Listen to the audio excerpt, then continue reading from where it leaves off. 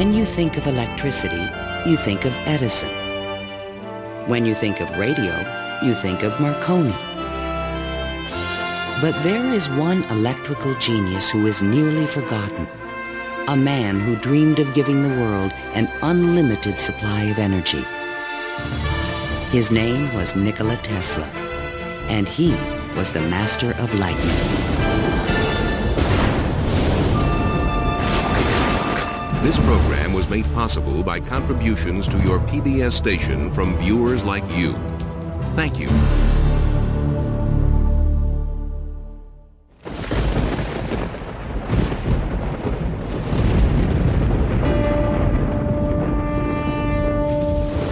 The progressive development of man is vitally dependent on invention. Its ultimate purpose is the complete mastery of mind over the material world, the harnessing of the forces of nature to human needs. Nikola Tesla, 1919. This is the story of a modern Prometheus who changed the world with electricity.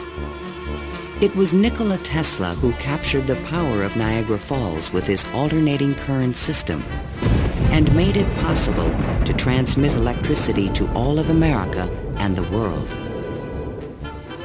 It was Tesla who patented the technology for wireless communications that is used in all radio and television broadcasting.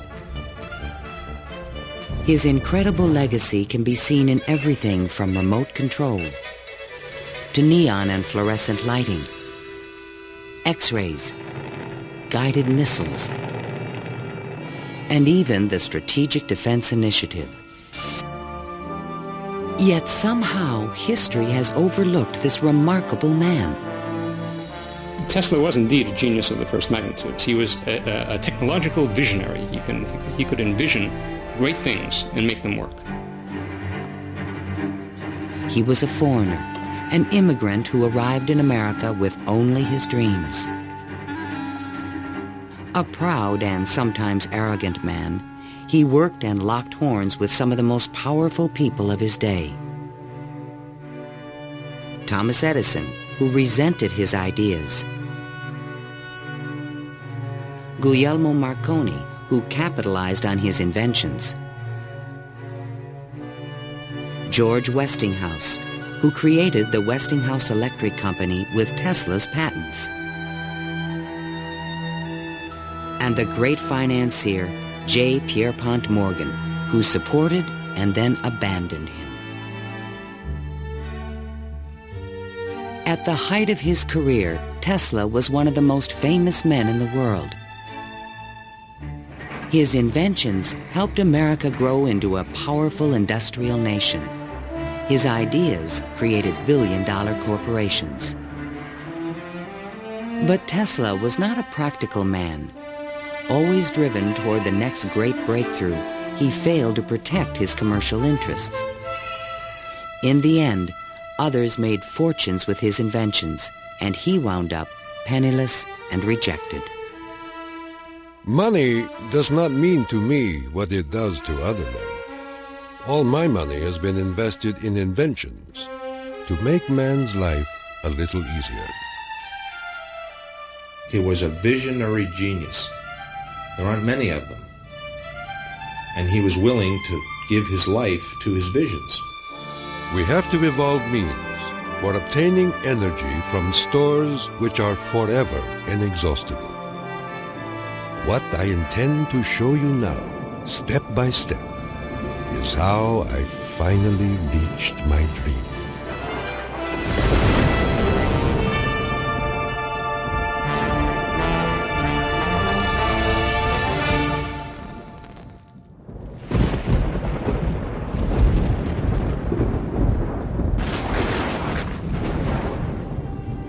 This is the house in which, by coincidence bizarre, I was born on the stroke of midnight between July 9 and 10, 1856.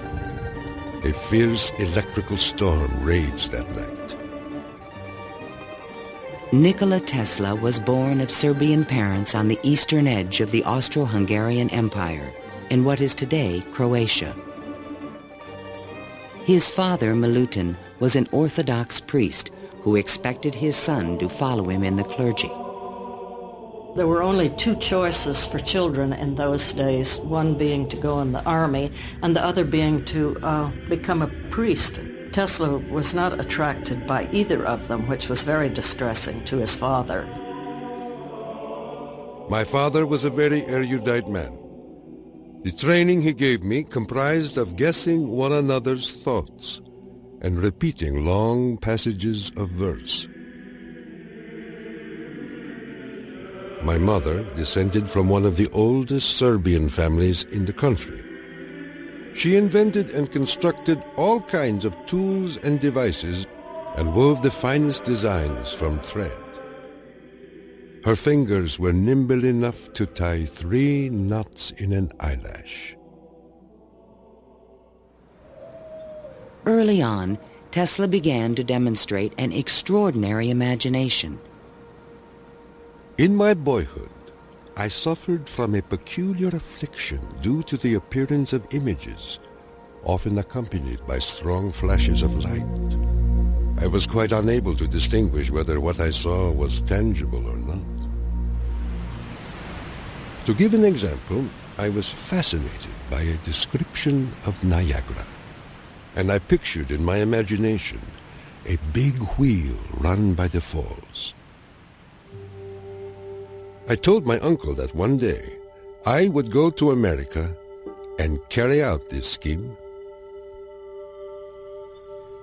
Then, at the age of 17, while preparing for the seminary, Tesla contracted cholera, and the brush with death changed his life forever.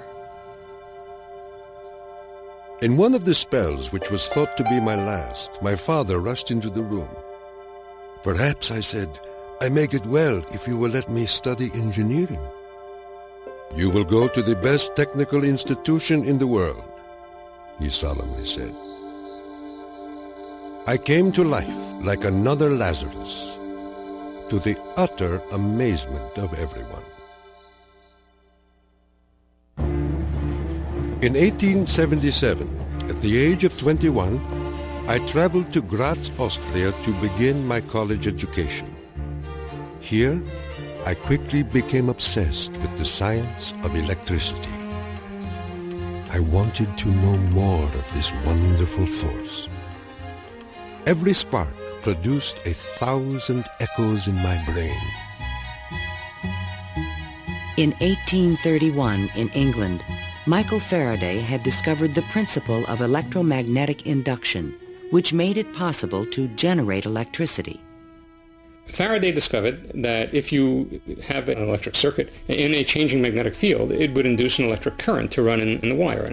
So this was the invention of the method of creating oscillating or AC electric currents. And it was that invention that Tesla later harnessed into the electrical system that drives our civilization.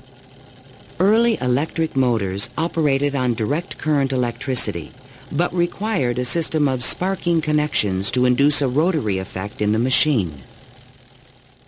I remarked to my professor that the design of generators and motors could be greatly improved by using currents that alternated. He embarrassed me greatly in front of my classmates, saying, "Mr. Tesla will never accomplish this. It is a perpetual motion scheme." Meanwhile, in America, Thomas Alva Edison had begun to experiment with vacuum tubes, producing the first commercial incandescent light bulb in 1878. Edison and Tesla would soon cross paths in a gargantuan technological struggle between direct and alternating current electricity. In 1880, Tesla moved to Budapest, where he found employment with the Central Telegraph Office. Here, his idea for an AC motor began to haunt him. In my room, I could hear the ticking of a watch with 3 rooms between me and the timepiece. A carriage passing at a distance of a few miles fairly shook my whole body. The whistle of a distant locomotive vibrated so strongly in my ears that the pain was unbearable. To recover from these attacks, I took long walks in the city park. One afternoon, which is ever present in my recollection, the sun was just setting and reminded me of Goethe's glorious passage. The glow retreats. Done is the day of toil. Upon its track to follow soaring. As I uttered these inspiring words, the idea came to me like a lightning flash.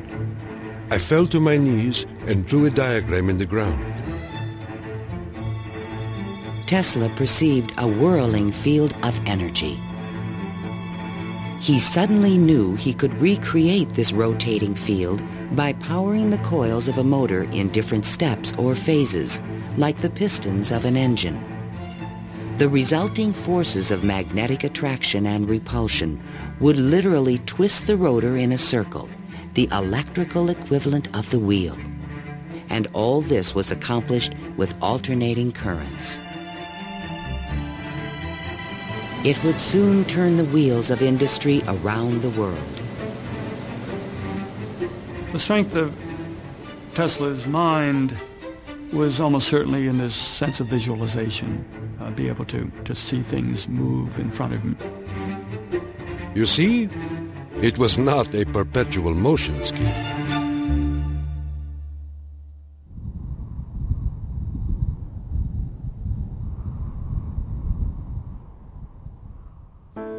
It had been the height of my ambition and my most ardent wish to see America and come in contact with the great Thomas Edison. Accordingly, I undertook the voyage, and after losing my money and tickets and passing through a series of mishaps, including a mutiny in which I almost lost my life, I landed on these blessed shores with 4 cents in my pocket. Tesla arrived in New York on June 6, 1884. A 28-year-old immigrant, he was filled with dreams of success in this strange new land. In his pocket, he carried a letter of recommendation from Charles Batchelor, one of Edison's associates in Europe. My dear Edison, I know 2 great men, and you are one of them. The other is this young man. Tesla came to America because he had tried to get his alternating current motor produced in Germany, and I believe in France as well, without any success. And he realized that there was probably only one person in the world who could help him with it, and that was Thomas Edison. New York had had electricity since the late 1870s. Edison installed his first DC power station on Pearl Street, near the financial district, in 1882. He did this with help from the great Wall Street financier J. Pierpont Morgan. But the system was far from perfect. Electricity was a very new thing. Most people didn't understand what it was all about. They were very afraid of it. There were fires breaking out. The horses on the streets would get shocks through their shoes and run away. So it was a very exciting time for Edison. I was thrilled to the marrow meeting Edison. This great man had revolutionized the world with his incandescent lamp. And I was burning to show him my motor that ran on alternating currents. Edison had built his business on the direct current system, and any talk of alternating currents was an aggravation to him. The problem with direct current is that you can't change the voltage. What you generate, that's what you get. And if you generated the power at too high a voltage, you would blow out lamps at the other end. If you generated the proper power for the lamps and you want to go any great distance, then you need copper wire that's as thick as your arm. And the Edison people said, well, that's all right. We'll just have a power station every mile or so. DC was sufficient to power lights and run motors, but it could not be transmitted efficiently over long distances. By raising and lowering the voltage, AC could solve the problem of distance, but a working AC motor did not exist.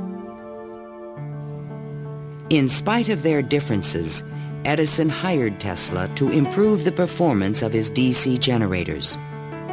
Tesla said he was promised $50,000 if he was successful. The offer seemed too good to be true.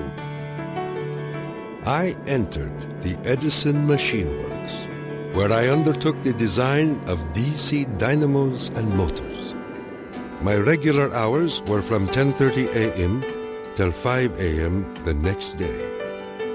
When I completed the task, I went to Edison for payment, and he laughed. Edison was very amused by this. Said, "You just don't understand our American sense of humor, Mr. Tesla." So Tesla had had enough by that time, and he picked up his hat and walked out. Tesla paid dearly for his pride. I lived through a year of bitter tears and hard labor, digging ditches for Edison's underground cables. But he was still determined to develop his AC motor. With help from a group of investors, he opened a laboratory on Liberty Street, only a few blocks from Edison's offices. There, he began to assemble a prototype of the motor he had envisioned 7 years earlier. Along with it, he developed all the components of the system of AC power generation and transmission still used today. In May of 1888, Tesla was ready to unveil his motor to the world. The subject which I now have the pleasure of bringing to your notice is a novel motor which I am confident will at once establish the superior adaptability of alternating currents.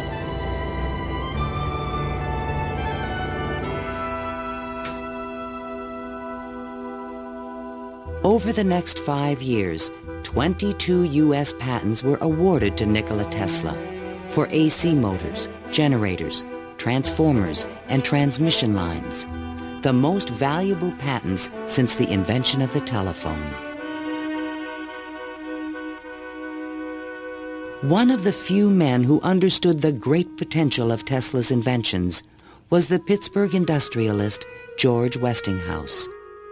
He visited Tesla's laboratory, and on the spot, he offered to purchase all the patents dealing with the alternating current system for $1 million. Westinghouse also proposed a royalty of $2.50 for each horsepower generated by a Tesla invention. The young Serb was on his way to fortune and fame, while other inventors looked on with fascination and with envy. In all my troubles, I did not neglect to become a real American citizen, making me a proud and happy man.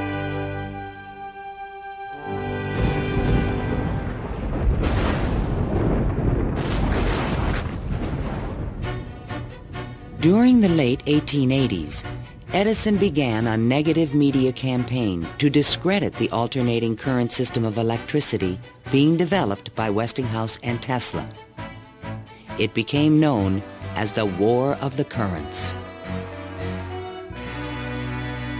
My personal desire would be to prohibit entirely the use of alternating currents. They are as unnecessary as they are dangerous. Edison employees demonstrated the dangers of alternating current by electrocuting animals in public demonstrations. Just as certain as death, Westinghouse will kill a customer within 6 months after he puts in a system of any size. None of his plans worry me in the least. An Edison associate suggested using alternating current as a means of executing criminals. A test took place at New York's Auburn State Prison in 1890. Several gruesome attempts were required to kill the victim. disgusted witnesses claimed his spinal cord burst into flame. The infliction of the death penalty is not only barbarous and inhuman, but unnecessary as a factor in the scheme of modern civilization. The War of the Currents came to a dramatic head in 1893. The Columbian Exposition in Chicago was to be the first World's Fair lighted by electricity. The Edison Company, the Thomson-Houston Company, they all got together and formed General Electric Company, 1892. And one of the first things they did, of course, was put in a bid for the job at the fair. Their bid was roughly $1 million. The Westinghouse bid was about $500,000, and naturally, Westinghouse got the job. In retaliation, GE refused to sell Westinghouse any of their Edison light bulbs. And they got some judge to say that Westinghouse couldn't use any one-piece lamps of any description at the fair. Westinghouse frantically devised a two-piece stopper lamp by fair time and saved the day. Now Tesla had a chance to make history in Chicago. His large AC generators would supply all of the fair's electricity and prove that his system would work on a large scale. On May 1st, 1893, 100,000 eager spectators filed into the fairgrounds, awed by the gleaming neoclassical architecture. Night fell. President Grover Cleveland pressed a button, and the fairgrounds exploded with brilliant tube lighting and multicolored searchlights. The most incredible display of lighting the world had ever seen.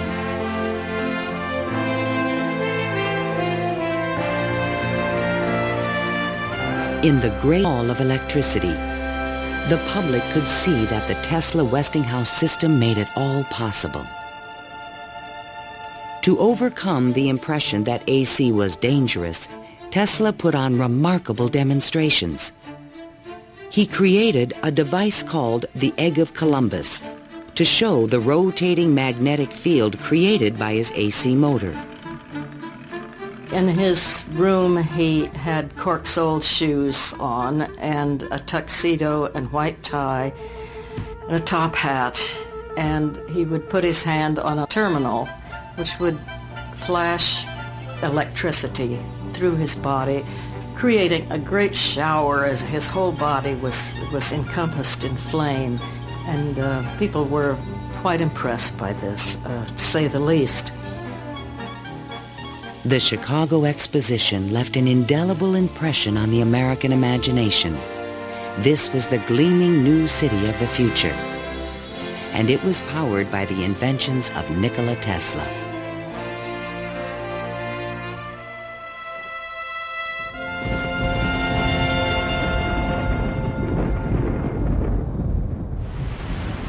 Since childhood, Tesla had dreamed of harnessing the power of the great natural wonder called Niagara Falls. The famous British physicist Lord Kelvin was now head of an international commission to find a way to use the fall's power. He had sent a cable to all the other members of his commission, and it said, "Trust you avoid the gigantic mistake of alternating current." But all this dramatically changed when Lord Kelvin attended the Chicago Exposition and saw the AC system in operation.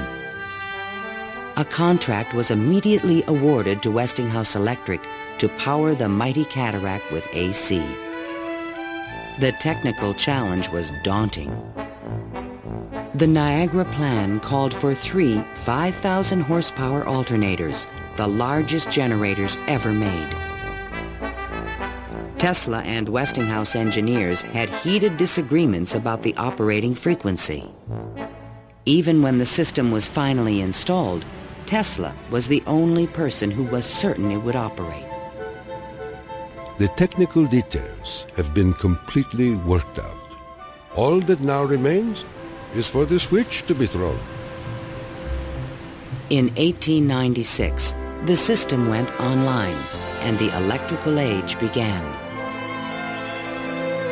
The waters of the upper Niagara turned enormous water turbines connected by shafts to the massive 5,000 horsepower generators. The current from the generators was stepped up with transformers to 22,000 volts and sent out over long-distance lines, then stepped back down to light municipalities and power motors of Tesla's design. The Niagara Falls Gazette proclaimed, "This morning, the streetcars of this city are moving by Falls power. Hereafter, the Falls must work to earn their living." Imagine my surprise when 30 years later I saw my boyhood plan carried out at Niagara and wondered at the unfathomable mystery of the mind.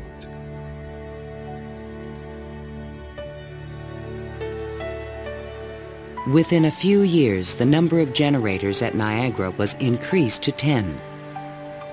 By the turn of the century, the power lines stretched 360 miles to New York City. The War of the Currents was over, and Tesla was the winner. By the time Tesla effectively arrives on the scene with his motor, Edison is out of the business. He's basically written out of his own company. This was something Edison would not soon forget. In spite of the success of AC, Westinghouse had overextended his company's resources, leading to severe financial difficulties.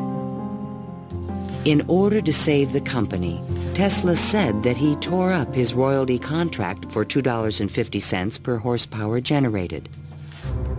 Today, this agreement would be worth trillions. Had the inventor been tricked again?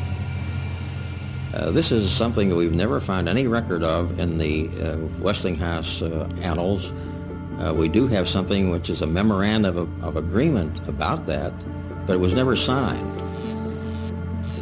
But Tesla was ready to move on. I had already perceived enough to get the idea that energy could be transmitted and received without connecting wires in between. He was convinced his next invention would make him a millionaire once more.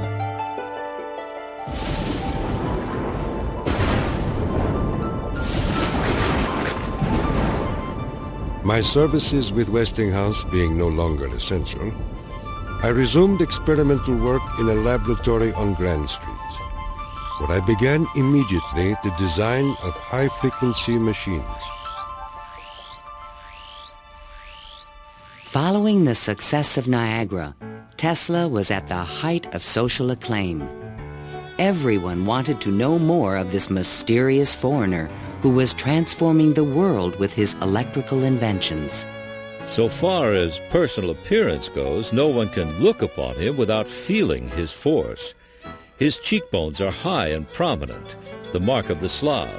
His eyes are blue, deeply set, and they burn like balls of fire. Franklin Chester, the Citizen. Why was he so well known and so popular? It's because the technological advances that he made were so directly related to the relief of the drudgery that people had to endure in their work lives. They could see what he did helped them personally. Every evening, Tesla showed up at Delmonico's, the most expensive restaurant in town, to be shown to his special table. He is fanatical about his dress, usually sporting a fine waistcoat, white leather gloves, and a derby hat on his head.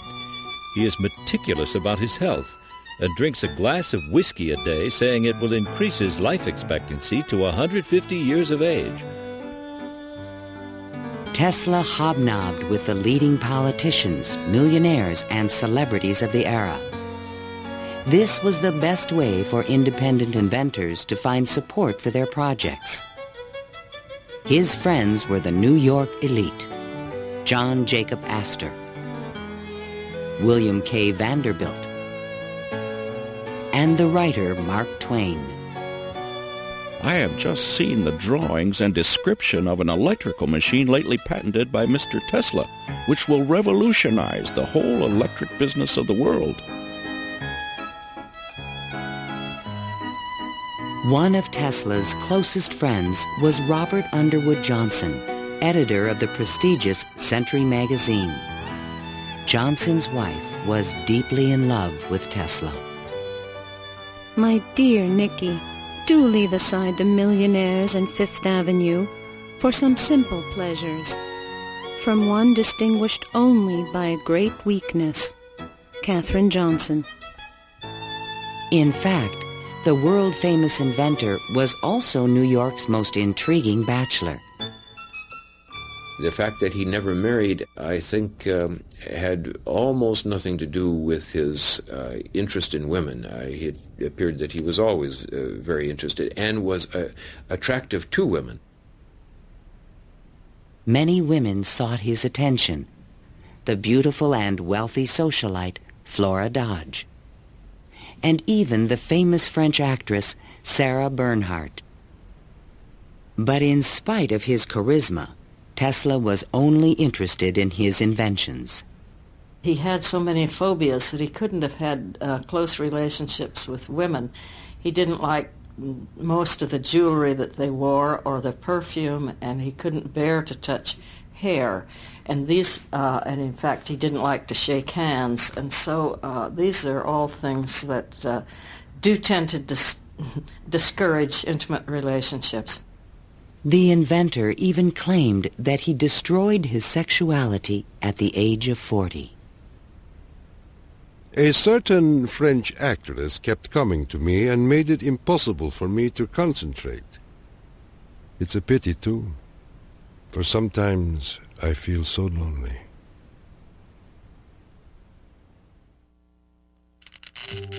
Throughout the 1890s, alongside his work on AC power technology, Tesla was also experimenting with high-frequency electricity. In 1873, James Clerk Maxwell in England had proven mathematically that light was electromagnetic radiation. Light was electricity, vibrating at an extremely high frequency. To explore this unknown world, Tesla invented a unique device, still known today as a Tesla coil. The Tesla coil is an instrument that can step up voltages to high voltages at high frequencies. That essentially transmits a radio signal. Tesla invited friends and potential investors to late-night demonstrations in his laboratory. In experiments, he would permit his guests to pass thousands of volts of electricity through their bodies to light a lamp or melt a wire in their hands. Mark Twain was always a willing subject. Thunder is good. Thunder is impressive. But it is lightning that does the work. Even today, it would be a little bit scary to go into Tesla's laboratory, and in those days when people didn't know anything about electricity, it must have been terrifying. With high frequencies, Tesla developed some of the first neon and fluorescent illumination. He also took the first X-ray photographs. But these discoveries quickly paled one day in 1890 when a vacuum tube illuminated in his hand without any wire connection.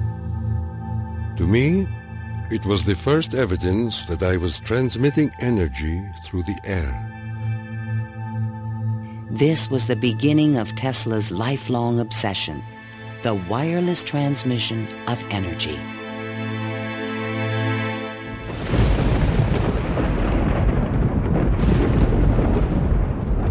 In 1892, Tesla was invited to Europe to present the results of his high-frequency experiments. In London and Paris, he amazed scientists and engineers with lighting and electrical effects that looked more like magic than science. He also announced a remarkable new possibility. I would say a few words on a thought which fills my mind and concerns the welfare of all.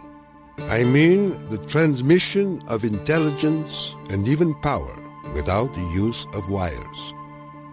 I am becoming more convinced daily of the practicality of this scheme. The race for radio was about to begin.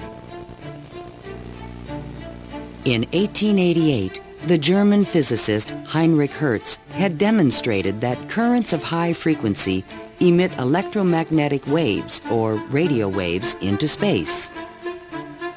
But creating a practical means of wireless communication would require a quantum leap in imagination. Hertz created the first radio transmitter and the first receiver. He had showed that you could create an electrical signal in one place and detect it in another place with nothing in between. While in England, Tesla befriended Sir William Crookes, the discoverer of radiant matter. Crookes was a mystic and believed that human beings could communicate telepathically when they were attuned to high-frequency brainwaves. Tesla was skeptical, but one night in his bed he had a powerful and disturbing vision. I saw a cloud carrying angelic figures, one of whom gradually assumed the features of my mother. In that instant, a certitude, which no words can express, came upon me that my mother had died. And that was true. Tesla was convinced that he and his mother were tuned to the same frequency. His otherworldly experience would soon lead him to another revolutionary invention. On his return to New York in 1893, Tesla banished himself from social life and disappeared into his new laboratory on South Fifth Avenue. Following his uncanny intuition, he soon discovered that Tesla coils would transmit and receive powerful radio signals when they were tuned to resonate at the same frequency. Tuning is the key to all radio and television transmission. In my laboratory, I could take in my hands a coil tuned to my body and collect 3/4 horsepower anywhere in the room without any tangible connection. Sometimes I would produce flames shooting out from my head and run a motor in my hands, or light 6 or 8 lamps. By early 1895, Tesla was ready to transmit a signal 50 miles to West Point, New York. He could now produce 1 million volts with his new conical coil. But that year, on the Ides of March, disaster struck. Fire broke out in the building which housed Tesla's laboratory. Everything was lost. Utterly disheartened and broken in spirit, Nikola Tesla, one of the world's greatest electricians, returned to his room in the Gerlach yesterday morning and took to his bed. He has not arisen since. I was devastated. What could I say? The work of a lifetime lost in a fire that lasted only an hour or so. The timing could not have been worse. In England, a young Italian experimenter named Guglielmo Marconi had been hard at work and created a device for wireless telegraphy. Concerned that Marconi would exploit his ideas, Tesla opened a new laboratory and rushed to complete his own system for wireless communication. This patent, filed by Tesla in September 1897, is the fundamental technology for radio. But it would be 50 years before Tesla got credit for his invention. Various people in various different countries had the idea of exploiting this as a means of communication. But I think Tesla was the one with the real vision, in which you would broadcast signals on a definite carrier frequency, and then you would have a series of antennas that were sensitive to one frequency only, tuned to a certain frequency, and would detect just one of these signals and make an intelligible transmission. And once again, his vision describes the world that we live in.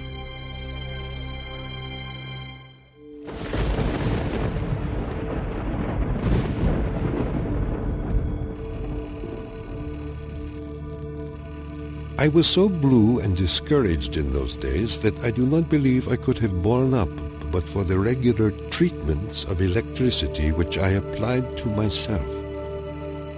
It puts into a tired body what it needs most, life force. Following the destruction of his laboratory, Tesla developed a deeper interest in Eastern thought and spiritualism. Mr. Tesla was charmed to hear about the Vedantic prana and Akash and the Kalpis, which he claims are the only theories modern science can entertain. Inspired by the Hindu teacher Swami Vivekananda, Tesla began to look at the universe as a symphony of vibrations and waves. We are whirling through endless space with an inconceivable speed. Everything is spinning. Everywhere there is energy. There must be some way of availing ourselves of this energy more completely. In 1898, an unusual experiment took place in Tesla's laboratory. He attached a small mechanical oscillator to an iron pillar. Precisely timed pulses from the device made the entire building tremble. Windows started crashing around the area, and he, being at the epicenter, didn't notice anything happening until some police came bursting into his laboratory.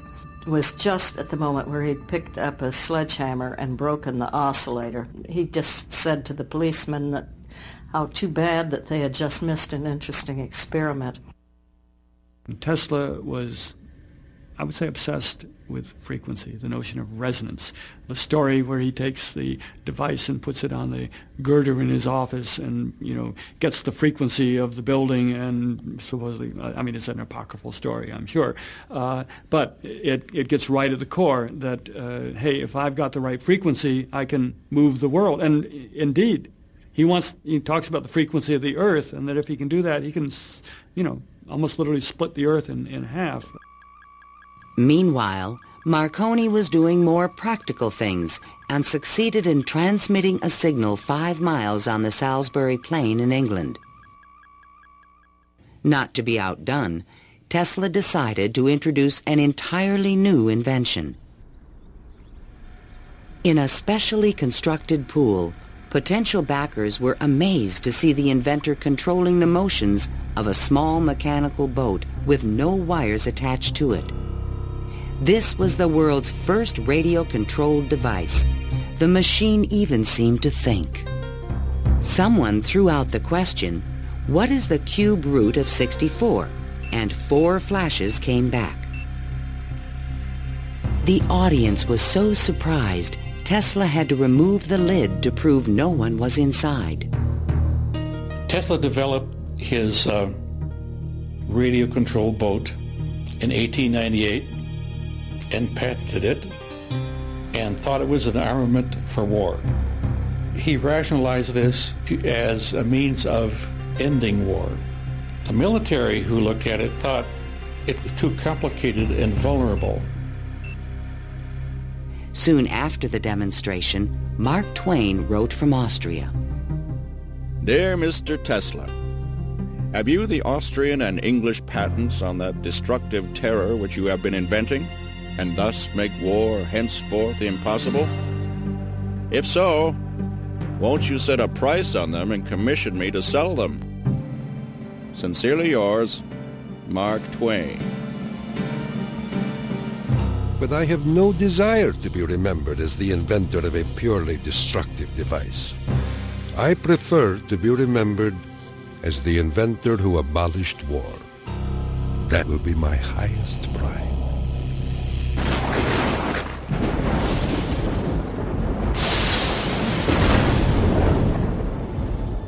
In the summer of 1899, Tesla moved to Colorado Springs, Colorado, to conduct a series of secret experiments. He told curious local reporters that he intended to send a wireless message from Pikes Peak to Paris for the Paris Exposition of 1900. But his plans were even more ambitious. I came to the conclusion that it would be ultimately possible, with very little elevation, to transmit electrical power through the upper atmosphere. Just outside the city, he constructed an experimental station with sliding roof panels. A quote in Italian from Dante's Inferno hung by the entrance of the strange wooden structure. It read, "Abandon hope, all ye who enter here." During the construction phase, Tesla studied lightning. Now, I can understand Tesla's fascination with it, because what happens in lightning is that electricity is being transmitted from one place to another. Electric power, not just electric signals, but real electric power is being transmitted from one place to another. And the way it happens is that the air itself breaks down, it ionizes, it becomes what we call a plasma, and therefore for a moment it's a conductor, and it's actually conducting electricity just the way an electric wire conducts electricity. Inside the station, he began to assemble the largest Tesla coil ever built, which he called the magnifying transmitter. An antenna rose 145 feet above the building, crowned with a copper foil sphere. The entire station was, in effect, a machine to create lightning. Late one evening, Tesla put his transmitter to the test. He signaled to an assistant to close the switch. Huge streamers of electricity shot out of the coil and darted through the room. The sound of the exploding discharges was deafening.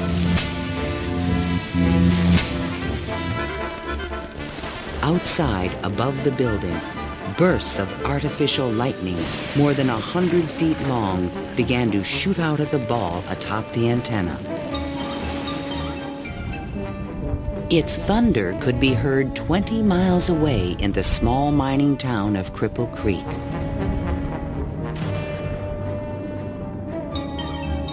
Suddenly, the lightning stopped, and the entire city of Colorado Springs was plunged into darkness. The experiment had set fire to and destroyed the local power company's generator. Residents were furious and began to fear this mysterious stranger. Undaunted, Tesla continued his wireless power experiments for 6 more months. Late one night, an unusual event took place. Tesla noticed a repeating signal being received by his apparatus. To his own amazement, he believed it was an extraterrestrial communication. In a letter to the American Red Cross, he wrote, "Brothers, we have a message from another world. It reads, 1, 2, 3. The press had a field day. If the mystical 1, 2, 3 was impulsed from Mars, as Tesla says, they certainly showed most excellent taste in choosing Colorado Springs. It is a rule in inventional science. When you're going to tell one, tell a good one. And men have become great in this way. Colorado Springs Gazette. Though widely ridiculed for his claim, Tesla may have been the first to detect radio waves from space. I believe that Tesla could have gotten these signals from space. We are getting them today, and these are the radio telescopes. That's what radio telescopes do today, receive signals from space. They are not from alien civilizations, but they are from the sun and from the stars. On January 7th, 1900, Tesla boarded a train back to New York City. Perhaps he had mastered the power of lightning, or at least that's what he believed. The law which I discovered in Colorado is wonderful, and it means that the results undreamed of before will be possible as soon as a large plant is constructed in accordance with my plan. See the excitement coming.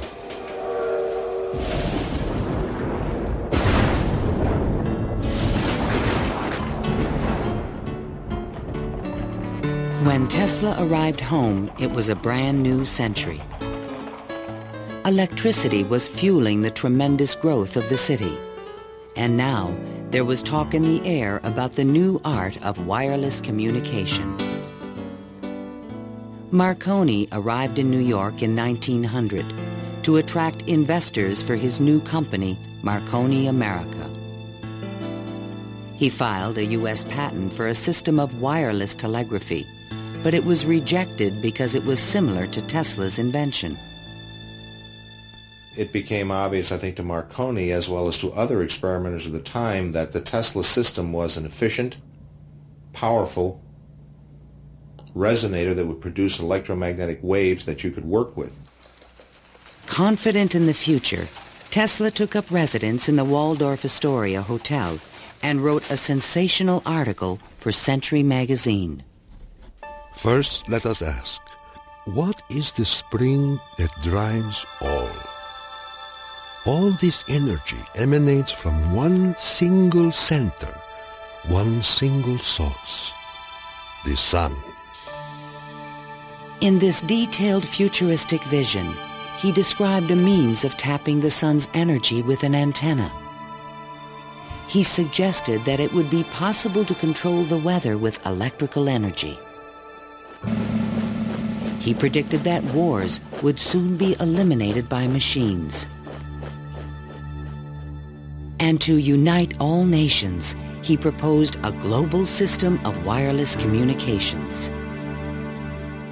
When wireless is fully applied, the Earth will be converted into a huge brain, capable of response in every one of its parts.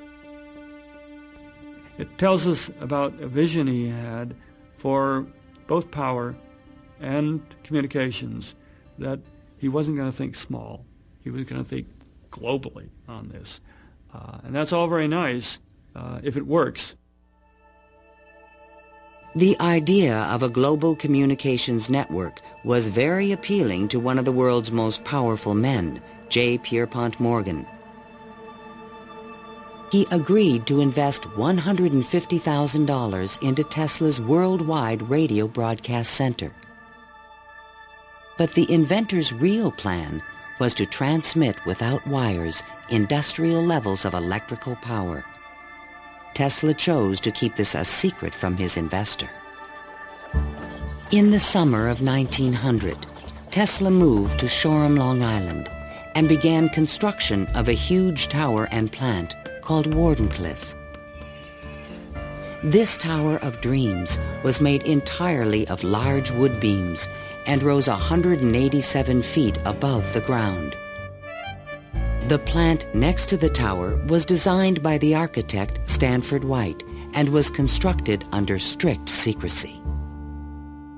He certainly could have sent signals across the Atlantic with no trouble with a station of that magnitude. But he was still pursuing wireless power transmission. The tower would light up at night, shooting sparks, making noises. Such experiments, they alarmed the whole area. Then, on December 8, 1901, Marconi took another step forward and transmitted his famous letter S across the Atlantic. Tesla dismissed the Italian's advances.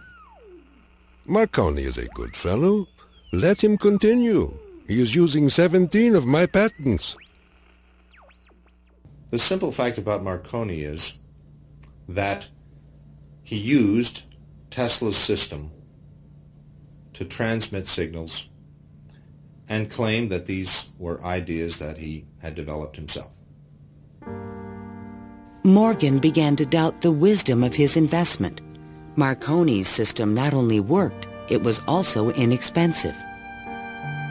And technical problems were beginning to catch up with Tesla. He went back to Morgan again, asked for more money. Morgan says, "Where's the radio transmissions across the Atlantic? How's that coming along?" Well, it wasn't coming along. Tesla was forced to tell Morgan his real plan. What I contemplate and what I can certainly accomplish, Mr. Morgan, is not a simple transmission of messages, but rather the worldwide transmission of electrical power. A single plant of but 100 horsepower can operate hundreds of millions of instruments. But Morgan was a practical businessman and had already decided to back Marconi. I have received your letter, and in reply would say that I should not feel disposed at present to make any further advances. J. Pierpont Morgan. Word spread rapidly that the investor had pulled out of Wardenclyffe, and Tesla was financially ruined. Late one night in 1903, the residents of Shoreham were astonished to see bright light emanating from the tower and an effect in the air like the aurora borealis. But in fact, Tesla could not transmit wireless power. And his major defect was he was dreaming, but he was doing very few calculations on paper. Because on paper he could have realized that you can transmit power, but not very much power. You can transmit power to hear the radio or for television or for a telephone. But once you want to start turning lights in which you really need high currents, the power gets diluted because space is very large. To his dying day, Tesla believed it could be done. It is not a dream. It is a simple feat of scientific electrical engineering, only expensive. Blind, faint-hearted, doubting world.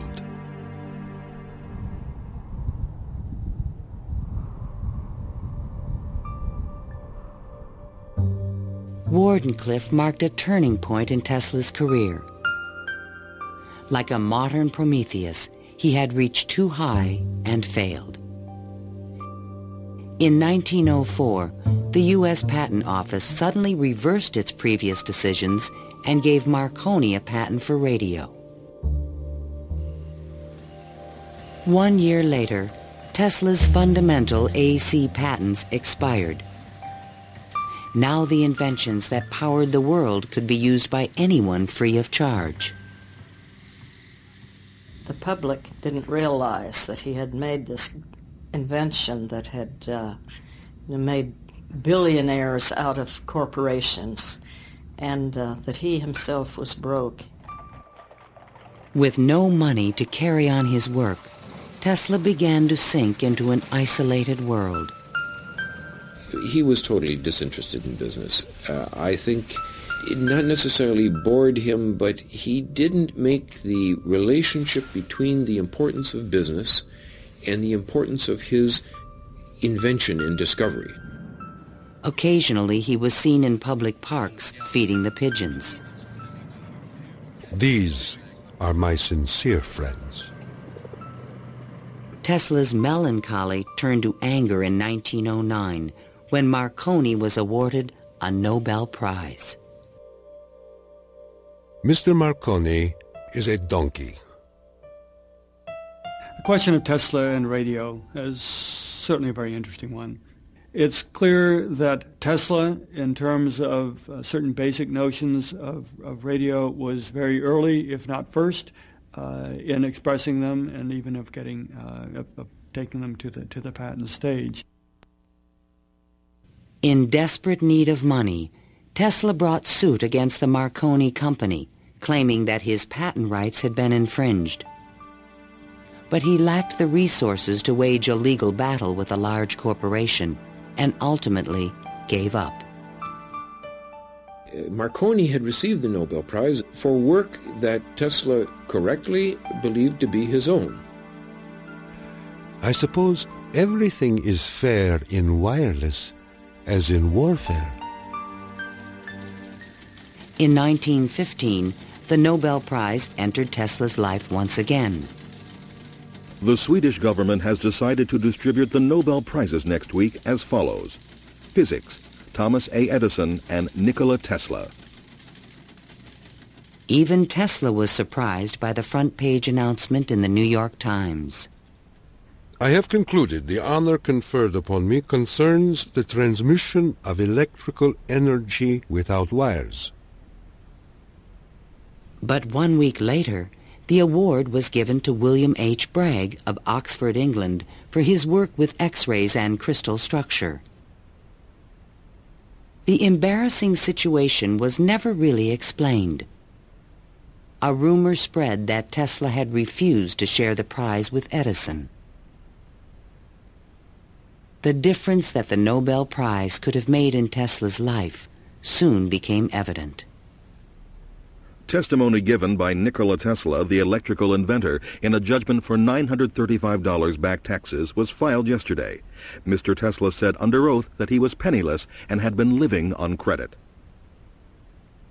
In an attempt to give him long overdue recognition, the American Institute of Electrical Engineers decided to award Tesla their prestigious Edison Medal. But on the night of the presentation, the guest of honor was missing. And Edison was conveniently away on business. They found Tesla across the street by the New York Public Library, feeding the pigeons. Later that night, he was persuaded to accept his medal and announced that he had finally completed his invention to transmit wireless power. The energy goes to a distant place, and you will see something like the aurora borealis. To conclude, we are coming to great results. The audience thought Tesla was losing touch with reality.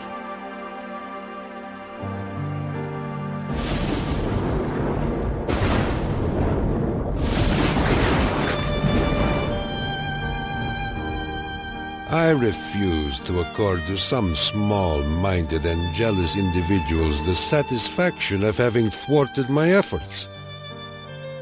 These men are nothing more to me than microbes of a nasty disease.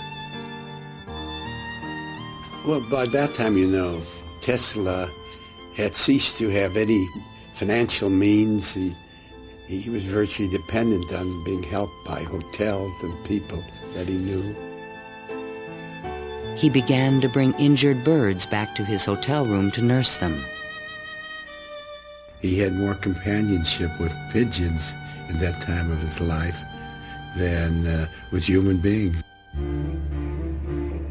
Working as a consulting engineer, Tesla managed to maintain a small office and laboratory in the Metropolitan Tower.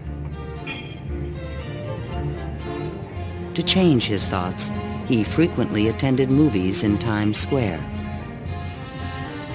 Here he could see his futuristic ideas appearing on the screen.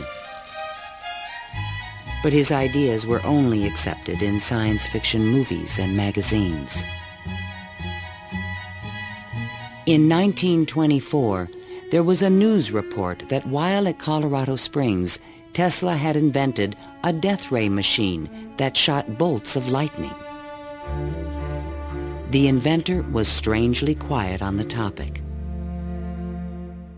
Meanwhile, a new scientific star, Albert Einstein, had captured the world's attention with his theory of relativity. Tesla continuously attacked the validity of Einstein's work. Scientists today wander through equation after equation that have no relation to reality. If we were to release the energy of atoms, instead of a blessing, it might bring disaster to mankind. But no one took him seriously. I think that every generation of scientists feels that the new ideas that come along that replace their own ideas represent a loss rather than a gain. Tesla believed that Einstein was taking us intellectually in the wrong direction. Rejected by traditional science, Tesla's interests again turned to the esoteric. His intellect seemed to embrace a lot of different areas quite easily. What he lacked were the social skills. And that's an enormous shame because it interfered with his ability to use that genius, to be practical. Though nearly a recluse, he would occasionally attend dinner parties at the home of the German poet and mystic George Sylvester Viereck. And he always intrigued the guests. While we were in the midst of talking, an apparition seemed to come into the room. He walked so softly, and he struck us as almost an unearthly creature.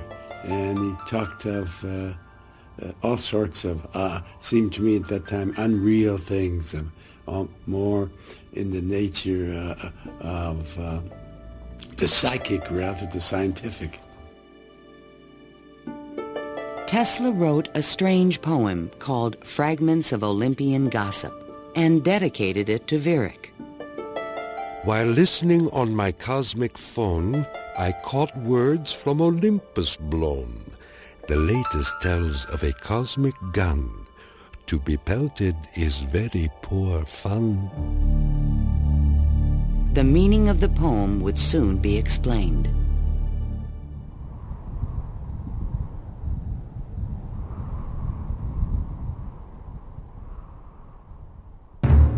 I inherited from my father an ineradicable hatred of war.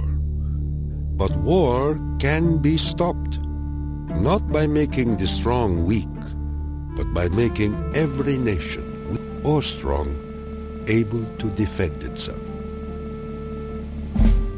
Thomas Edison, America's best-known inventor, died in 1931. That same year, Tesla came back to life. His friends threw him a 75th birthday celebration. Time magazine put his picture on the cover.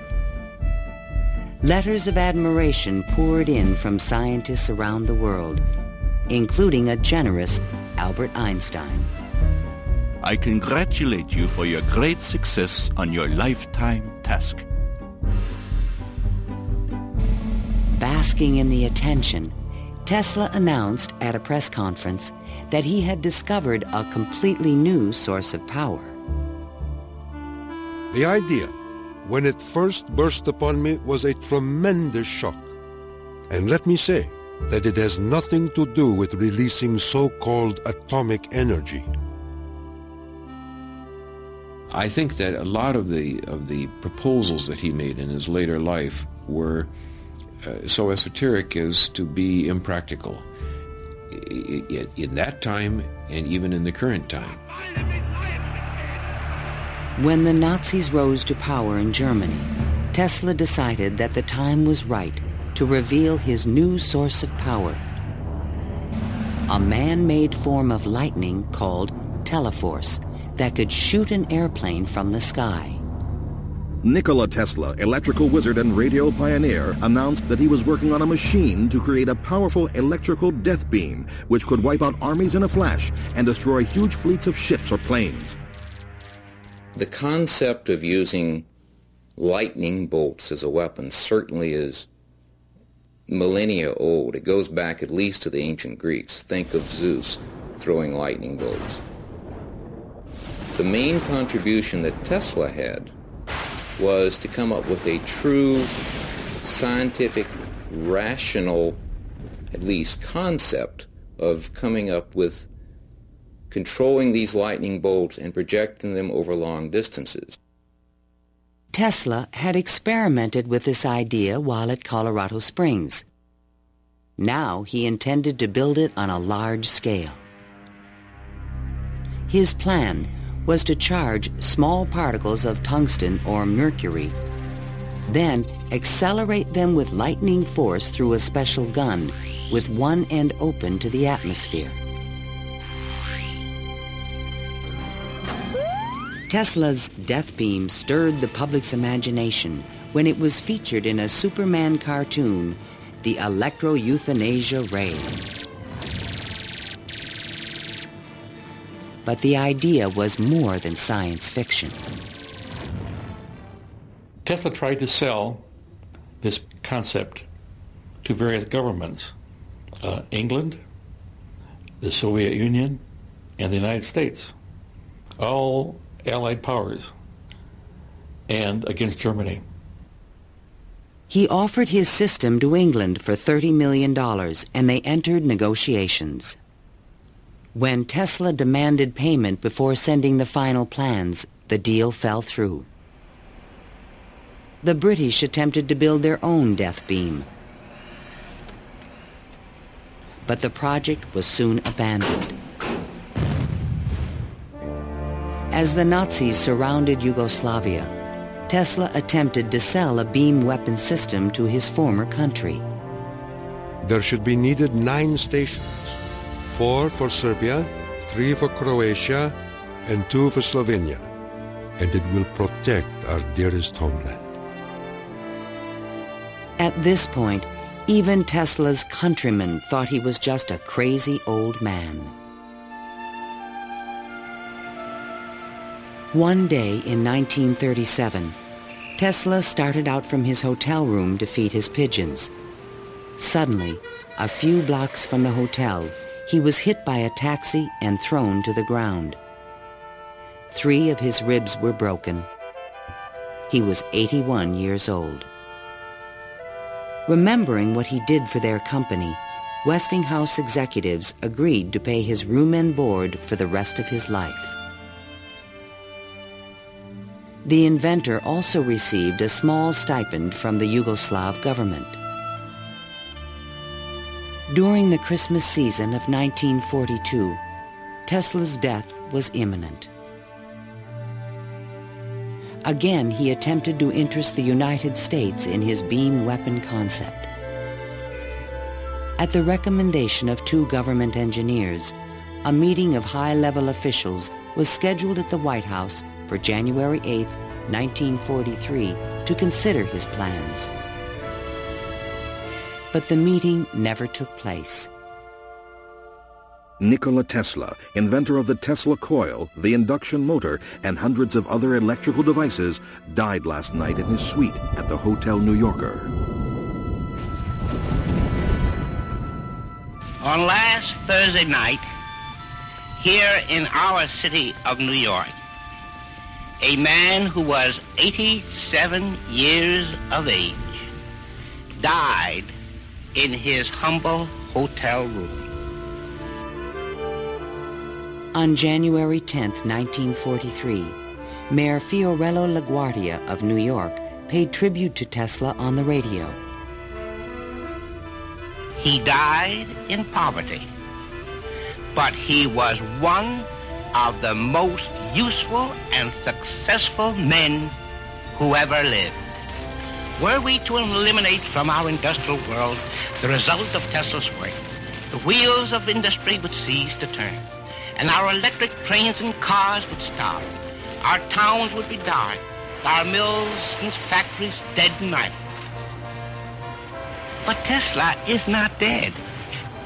The important part of Tesla lives in his achievement, which is great, an integral part of our civilization, of our daily lives, of our current war effort.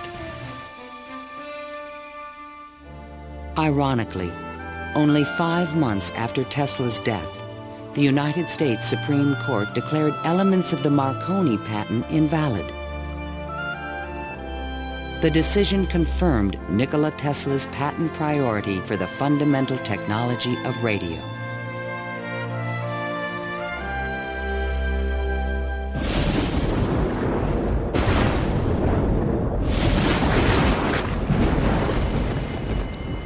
Unknown subjects, equipment, experiments, and research of Nikola Tesla, deceased, espionage. Following Tesla's death, fears rapidly increased that he might have invented a powerful new weapon. FBI Special Agent in Charge, P.E. Foxworth, was called in to investigate. He had been informed that Tesla's papers were not secure. Tesla is reported to have completed and perfected his experiments in the radio transmission of electrical power, commonly referred to as the death ray.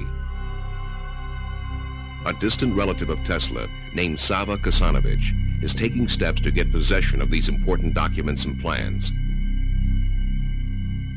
Tesla's nephew, Kosanovich, was an up-and-coming Yugoslav diplomat with suspected connections with the communists. He insisted that his uncle's effects be returned to Yugoslavia. Kosanovich had asked the locksmith to come and open the safe, thinking there might be a testament, a will, in the safe. A will was never located. And there was a lot of talk then about secret weapons and negotiations with the USSR. There was all kind of talk, you know. Shortly before his death, Tesla showed a delivery boy a box in his room that he said contained a powerful weapon. A number of people called me and asked me, did I see in the hotel room a certain kind of a box, you know? They were looking for some secret contraption that Tesla had invented. I never saw anything like that. The U.S. Office of Alien Property immediately seized all of Tesla's possessions until their ownership could be established. There's every evidence that they did look through all his papers, because the papers were not in order and certain things were missing. All his technical papers on beam weapons were secretly microfilmed by U.S. military agents. On August 6, 1945, the first atomic bomb was exploded on Hiroshima, Japan. Soon after, the bomb would be in the Soviets' hands. During this period, copies of Tesla's papers on the beam weapon were shipped to Wright Field in Dayton, Ohio. There, a top-secret research program began called Project Nick to find a defense against nuclear missile attack. Copies of some of his papers were sent to Wright-Patterson in 1945. Not to my facility, not even the predecessor of my facility, but to another part of the base for analysis. And then they vanished. Nobody seems to know what happened to them. In 1952, Sava Kasanovich obtained permission from U.S. authorities to return Tesla's estate, still stored in New York, to the inventor's homeland. I personally believe that the U.S. government may have overlooked some things of value in the Tesla papers before they were released to the Yugoslav government. A Tesla museum was opened in Belgrade by Yugoslavia's president, Marshal Tito. But during the Cold War, the museum was off limits to Western scientists and scholars. Then, in 1960, Soviet Premier Khrushchev announced that the USSR had developed a powerful new weapon. There was concern in the U.S. that the Russians may have access to Tesla's missing papers on beam weapons in Belgrade and elsewhere. It's possible that these papers on the particle beam weapon were obtained by the Soviet Union, but it wasn't the only copy. In other words, I think that the United States has always had Tesla's papers on particle beam weaponry. An American beam weapon program began at Lawrence Livermore Laboratories, but engineers could not produce an effective directed energy weapon.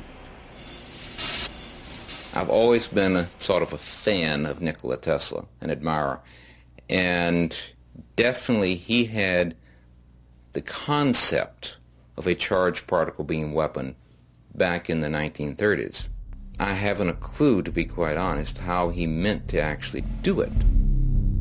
In 1978, evidence suggested that the Soviets were attempting to build a huge beam weapon near Semipalatinsk in the Ukraine. Soon after, President Ronald Reagan announced the Strategic Defense Initiative in March 1983. I call upon the scientific community in our country, those who gave us nuclear weapons, to turn their great talents now to the cause of mankind and world peace, to give us the means of rendering these nuclear weapons impotent and obsolete. Tesla's concept for a beam weapon defense shield was finally taken seriously by the United States to combat the destructive threat of atomic weapons. In spite of circumstantial evidence, there is no direct proof that Tesla's ideas or plans were used in the Strategic Defense Initiative. And even today, after decades of investment and research, scientists still disagree on whether beam weapons are realistic. Basically, let me just make a short statement. That's all I'm really at liberty to say, is that a considerable amount of effort has taken place in the United States and in a number of other countries trying to get these things up to a real weaponizable status. Let me stop at that point. No U.S. government archive has any record of Tesla's technical papers, which were copied immediately after his death. And what has become of Tesla's great dream to transmit electrical power without wires? This is the Navy and Air Force High Frequency Active Auroral Research Program, or HAARP, in Gacona, Alaska. The large antenna array is designed to beam high-energy microwaves into the ionosphere. Tesla was a genius because way before anybody knew or even understood the physics of the Earth and what we call today the ionosphere, which is a layer of ionized particles about 80 kilometers above the Earth, he conceived it and he tried to use it to produce a variety of new concepts. The HAARP project evolved from a patent filed in 1987 in which Tesla's work is referenced. It proposed using the ionosphere like an enormous electrical circuit to transmit power around the planet. It even described a means of changing the weather by superheating portions of the upper atmosphere with microwave energy. Tesla proposed that it might be possible to modify the weather by using radio waves. I believe that this is impossible. Ionospheric modification is still in its early experimental stages, but microwave technology has already made it possible to transmit wireless power with the use of satellites. We go to Alaska, and in Alaska there is natural gas. In order to send it somewhere, you have to create a pipeline. That's very expensive. So we said, all right, let's go into Alaska, create microwaves from the natural gas, send them to a satellite at a particular geosynchronous orbit, put a reflector there, and send it to Japan. And in Japan now, you get the antenna, which transforms these microwaves into 60 hertz, and you get electricity. So you make essentially Tesla's dream. The scientific man does not aim at an immediate result. He does not expect that his advanced ideas will be readily taken up. His work is like that of the planter for the future. His duty is to lay the foundation for those who are to come and point the way. He was special. I mean, he was unique. He was unusual in all sorts of ways. And if we are to understand our own creativity, our own ability to invent, there's an awful lot to be learned by studying the way in which he created. The day when we shall know exactly what electricity is will chronicle an event probably greater more important than any other recorded in the history of the human race. Then it will be a mere question of time when men will succeed in attaching their machinery to the very real work of nature. See the excitement coming.